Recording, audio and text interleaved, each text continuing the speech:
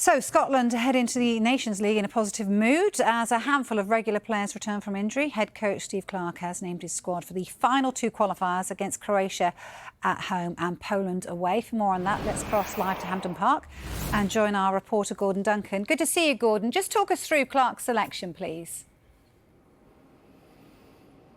Yeah, you're absolutely right. The headline is that players are eventually starting to regain fitness and come back into Steve Clarke's squad, because the previous squad was ravaged by injury. Really difficult for him in particular areas of the pitch to pull together a strong looking squad. The headline returning would be John McGinn, the Aston Villa captain, and so often a talisman for Scotland. So he's back in.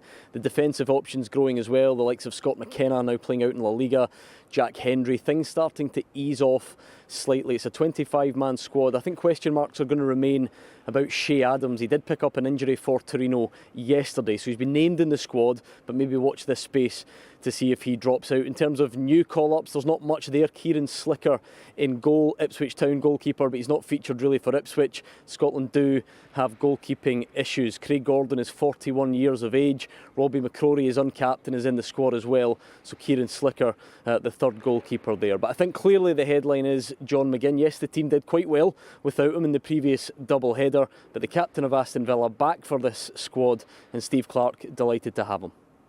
It's good. Obviously a big character in the camp, and also a big player for us on the pitch. So it's nice to have John back. How does it feel to get into this on the back of such a encouraging performance and result last time? Well, I think over the course of the section, the 4 games we've played, the performances have been pretty good. We haven't had the points return that we wanted, but it was nice to get 1 point on the board, and hopefully this month we can add a few more. Yeah, just to explain then, what is Scotland's form going into these two matches then? I think clearly the last game here makes a huge difference. Holding Portugal to that 0-0 draw. We all remember Cristiano Ronaldo. He wasn't happy trudging off the pitch here at Hampden. So that has lifted the mood. I think clearly over the piece it's still that one win against Gibraltar in quite a long time.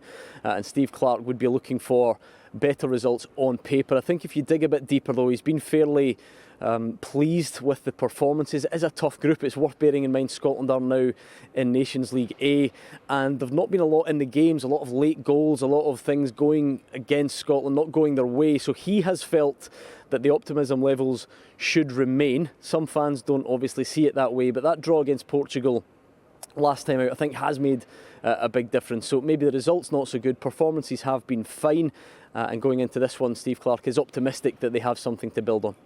We just focus on ourselves, try and play as well as we can. Like I said, we've always tried to measure ourselves against the top sides.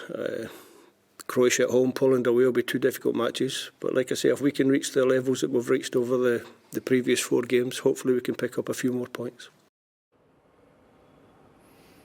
So there is a desire, of course, a need amongst the Tartan Army to get those results and start turning performances into wins. The games don't really get any easier. A home game here against Croatia and then off to Poland in the Nations League. So difficult fixtures, but Steve Clarke feels he's got something to build on.